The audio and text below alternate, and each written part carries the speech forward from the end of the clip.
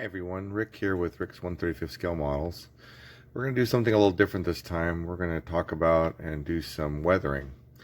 What I'm going to do is I'm going to take this 1/35 scale trumpeter fennec model I just completed, which would be normally where I would stop, and we're going to weather it to make it look a little bit more realistic.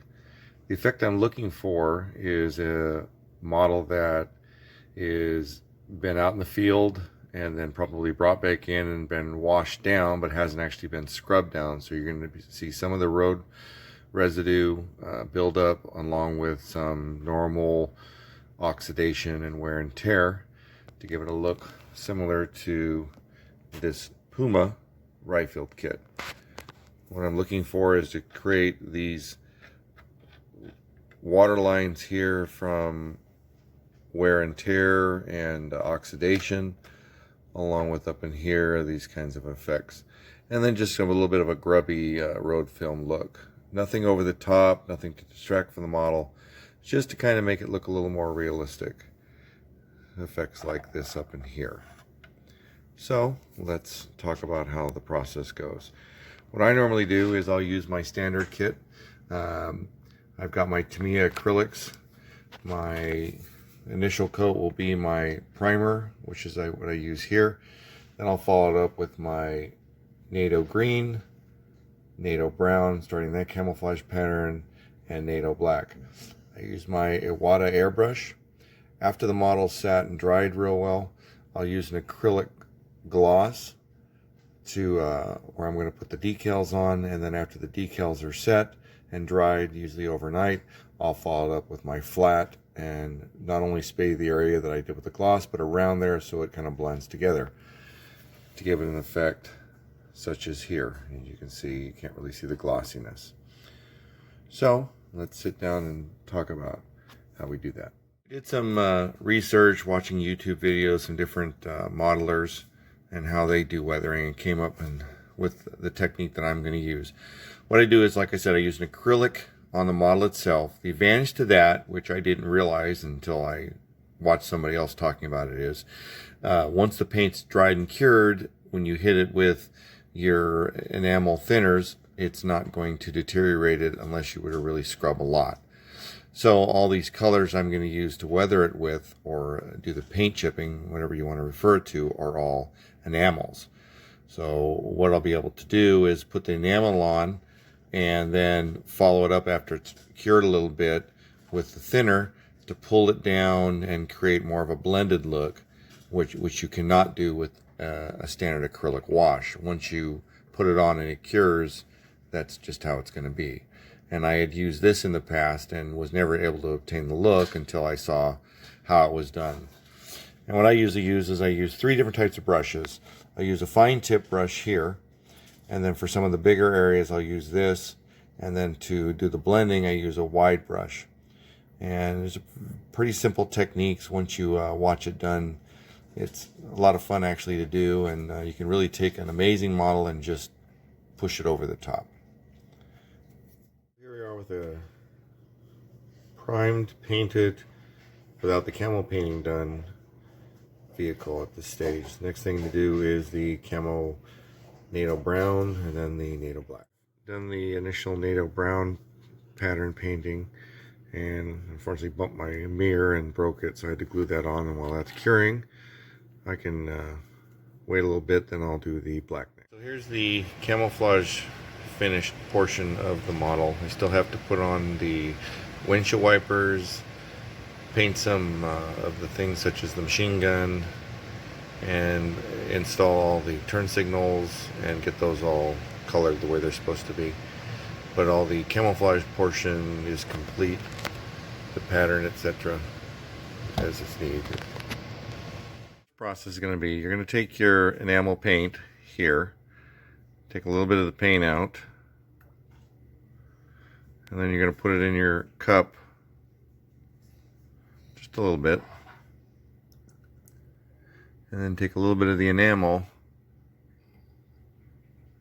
and then you want to get that watered down a bit so that when you blend it, it's real runny and not very much to it. You're just going to stir it up, like this and get a nice wet, not a whole lot of paint.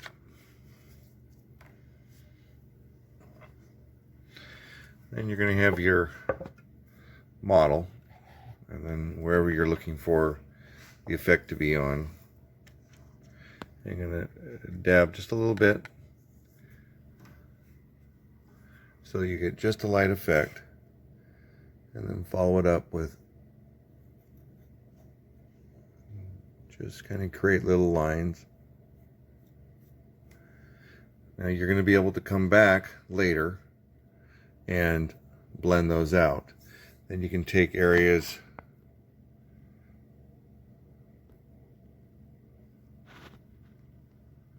get the camera to focus up in here that you want to create some kind of a little effect, such as this.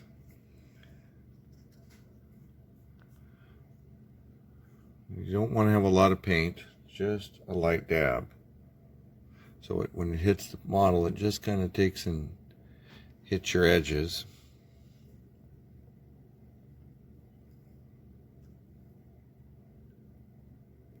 And then kind of runs around. The idea being to just create a little discoloration from normal wear and tear.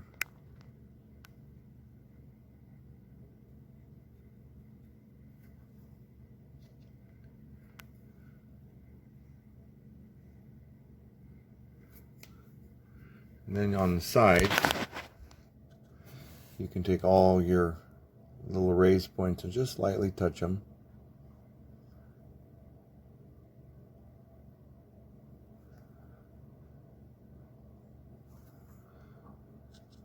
The key here is after it's sat for a little bit, you're going to come back and pull this paint down, and that'll give you the effect you want. The advantage to using the enamel is as the paint dries and you use your thinner, you can actually take most of the paint off if you end up getting too much or creating an effect you're not really looking for.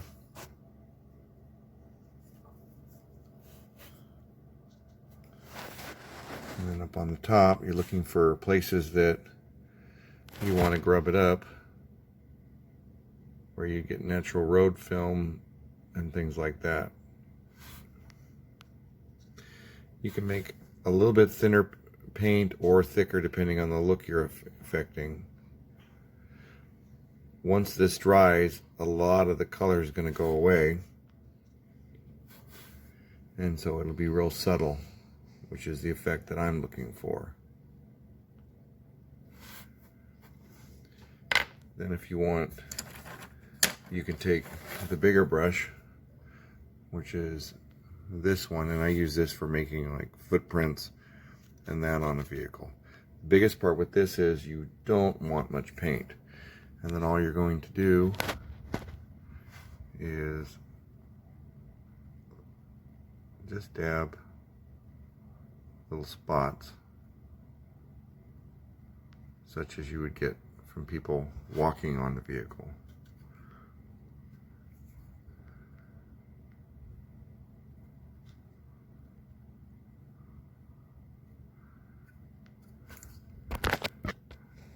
And once it dries, it won't be real predominant, but when you start really paying attention, you'll notice just the little details that take a, like I said, a great model and make it amazing. Continue to work on it here. I wanted to show this effect. So what you're trying to do here is when you just touch, the paint will run down the creases, if you can see there. And that's the effect you're looking for also. That's something that's hard to do unless you're doing it this way, and then it really does make all those little detail pieces jump out.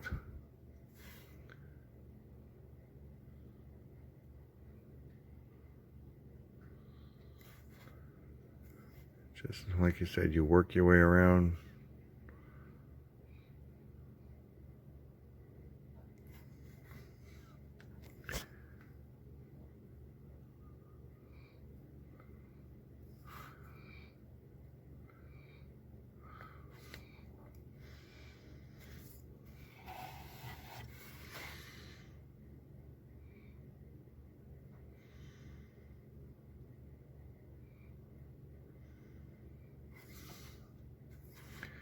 continuing to just highlight here and there. The one thing about this is you can always add paint. So do a little bit, and then if you like the effect you got, add to it.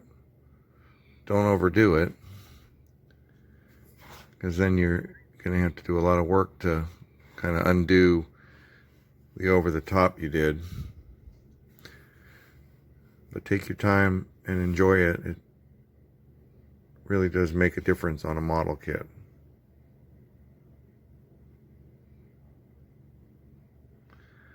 Like I said, you just continue to dab. And that's all there really is to it. So here's the vehicle, and not very impressive as how it looks so far. But the next component is what does the amazing part. So what you do is you dip your brush in the thinner, you dab a lot of the paint off, or the thinner that is, and then you just come up and you lightly start pulling your paint, and you see how suddenly it changes. Now I have paint from there, so depending on what I want to do, I just kind of roll the brush around and work my way down. The neat thing about the enamel, which is what I learned, was even though it's almost dry, it pulls down, and you can actually create that effect by pulling the brush all the way down the vehicle, and then it just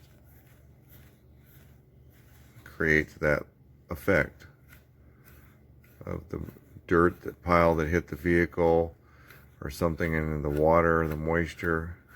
And if you have too much, like right there, it's too bright, as you pull it down, you can kind of clean that out to where it's not so blatant and it's more subtle. The key here, in my opinion, and some of the other people I've listened to, is this is a subtle. Less is best. You can always add, which I already said, but it's better to follow up with a little more effect to kind of get the effect you're looking for. And let's say you got an area there, and it's too bright. I want to tone it down. We just pull a little more. And just slowly create the effect that you're looking for. And then it's just a matter of working your way through your project, just giving it that effect you're looking for.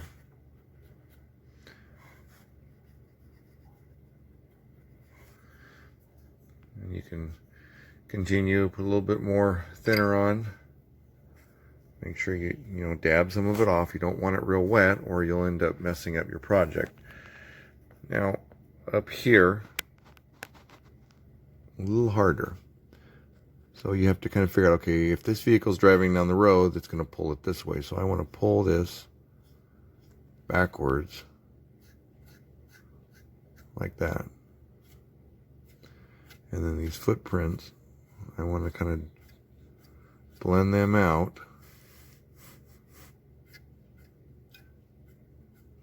And tone them down a little bit, so they're not so predominant, but they still can be seen.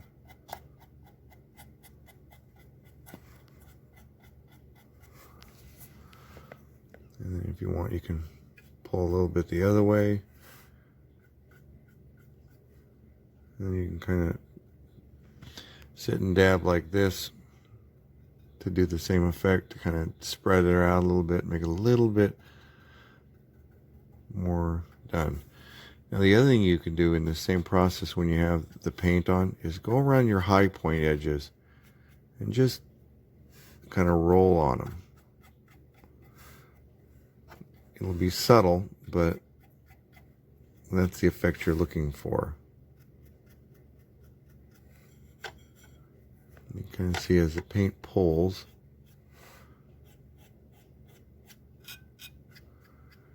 just get that subtle, grubby kind of look. So Kind of looking here as it starts to dry, you kind of get an idea. It's still a little glossy because it's still damp, but the effect of the road wear you're looking for. A little bit more work to do.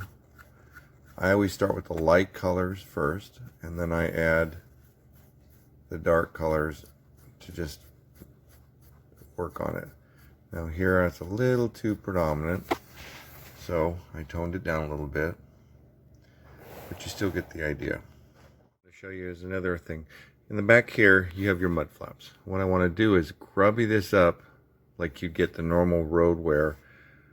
And what you do is you take just a little bit more paint, kind of dab, and then you just lightly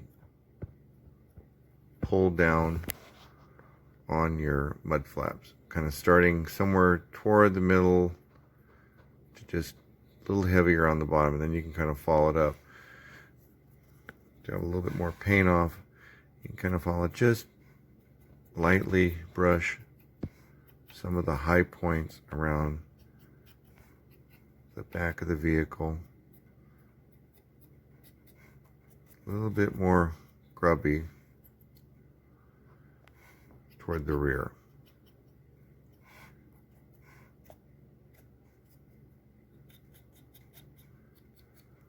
The other thing, if you really want to get the details, things like license plates, you want to definitely dirty those up, because it just makes a little more realistic of what you would see. You just hit a hard, big point of dirt like that, then you follow it up with the real wet brush. As you pull down, you can pull the dirt and make it look more natural. And then if you want to, after these have cured a little bit, kind of pull to give kind of a more of a clumped up and rolled up look, you can do that. Like I said, if you end up, you're not happy, you want a little bit less paint on, just with the clean brush, just kind of follow it up. Create little natural lines where the water might flow a little more, where there's like a hinge or something that's going to prevent it from flowing as much. The smooth areas, just lightly brush it down, and that'll give you that staggered look of the different dirt and everything, to just dress it up and make it look more realistic. It also brings out, on especially a lot of these newer models out there, just some of the details that you wouldn't necessarily see. The effect that I wanted to show is the lower area of dirt. Two ways you can do this. I do both. You can use this brush and just kind of create the normal mud you would get that would kind of flare around the fender here, and then making sure you follow up by putting some mud on your tires like this.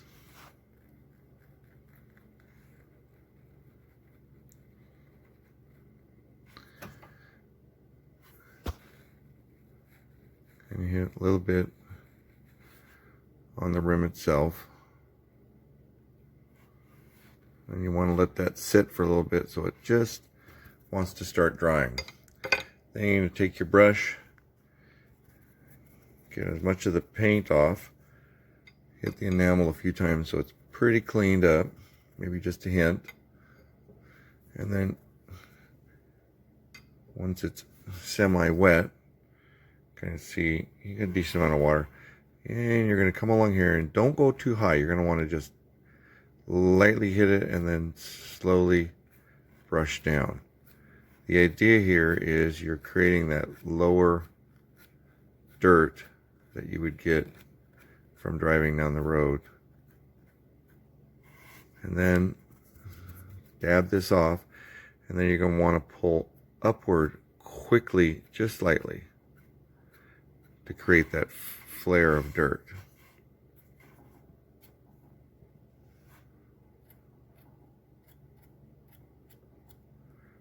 The big thing here is you're using the brush to create the effect you're looking for. Now when it comes to your rims, you've got to remember rims spin. So you're going to brush outward, you're working your way around the rim. And then what I do is I get the brush fairly wet, and then I go in the middle here and I just spin it. Just like that. And that'll kind of roll the paint around and kind of create the look.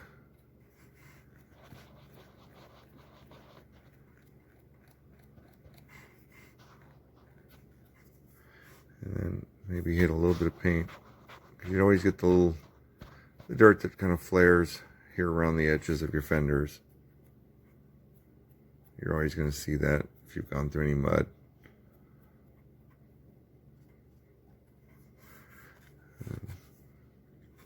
With a decent amount of paint, hit the inside here just a little bit, just to kind of dirty it up a little bit.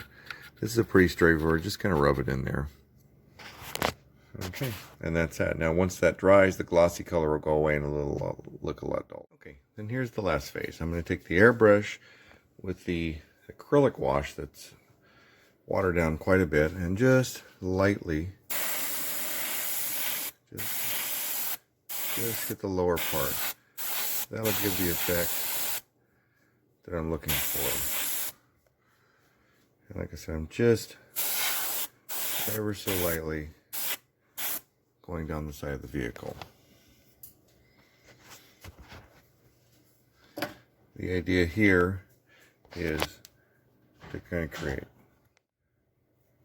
the overall effect is the dirty look. Making sure on the back, just hit the back. Now the roof, you don't need much. This is just kind of a blend. Okay, here's the finished effect. You can see a little bit of the road film on the bottom here. Then you've got your bolts and all that have the oxidation lines running down here. Along with some places where there's a little bit of dirt running down. I did not dirty up the windows because I would assume that the crew would keep them fairly clean. You can do the taping and make the windshield wiper effect look. I've never done that. I never have taken the time yet, but it's a pretty straightforward process of cutting the tape out. And more dirt. You can see the road wear up in the front here. Some oxidation points. That's a little on the heavy side. It may end up dulling that down. That's a nice thing about the enamel is you can reactivate it and clean it down a little bit. And you can kind of see up here, it's a little glossy still, but that'll all go down when the enamel cures. But kind of get an idea of the little bit of oxidation plus footprints in this area. Overall dirt, a little bit of highlighting on the hatches, nothing major. It's, like I said, it's subtle. And then getting an idea of the other side of the vehicle and how that looks. Once again, you can see the oxidation run lines. There's a hint of rust in there, not a lot. I didn't do that. More dirt. The tires themselves are all dirty and grubby. Dirt spots here, a little bit of road wear. The nice thing about using the acrylic wash at the end is it kind of helps lock down the paint a little bit. And more around the back side on the rear. Kind of get the dirty, grubby look. You can see a little bit of the dirt in here. Nothing major, like I said, it's all subtle. It's a lot darker, then once it cures, it gets a duller, flat look. And the other nice thing is the detailing makes all the details jump out a lot more from the road wear. And just the dust and dirt, everything highlights a little better. Anyway, that's how I do it. I'm real happy with the results so far. Welcome all questions and comments. Please subscribe, and everybody have a great day. Take care. Bye-bye.